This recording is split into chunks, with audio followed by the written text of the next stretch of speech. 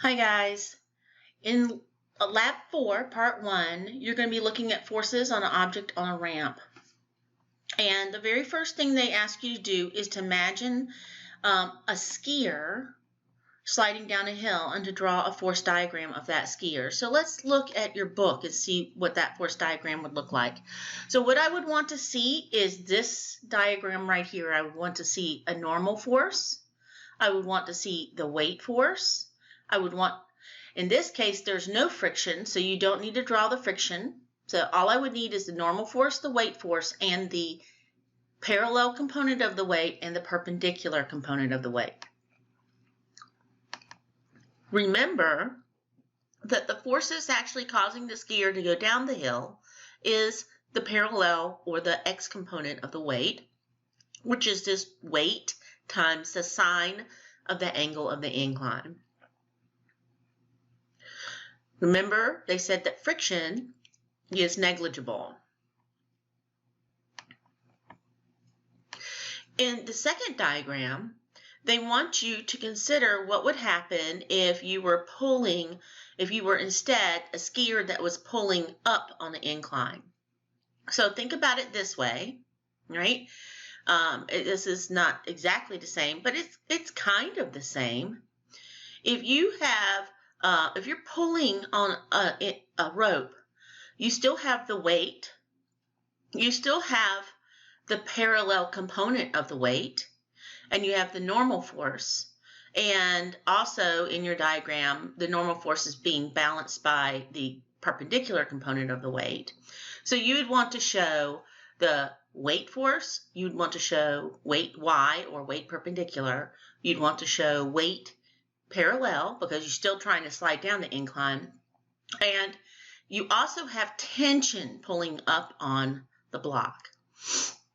So that tension, if you're just holding yourself in place, that tension should be exactly equal and opposite to the parallel component of the weight. And so in this lab, you're going to watch a video of this scenario. And you're going to make some measurements. And the tension force, which is equivalent to the parallel component of the force that's trying to make the object go down the incline, in this case, a toy car with a toy person sitting on it, that is being measured by the force scale here. It's measured in newtons. So if you advance this until you get to the first 5 seconds, you put your protractor on. I set the origin right here at the very corner of the ramp. And then I'm just going to measure to the bottom of the ramp here to 5 degrees. Then you can read off. Of course, you can always start at 0, right? 0 angle, 0 force. Okay. You can write 5 for the angle, and then you read off 1.45 because it's right at 1, and it's not quite at 1.5, so 1.45 newtons. And then that angle is 5 degrees, so you want to put that in your calculator, or you can have it calculate it for you, because you can set this up as a formula. You can actually have it do sine of the angle, and you need to do equals sine of the angle.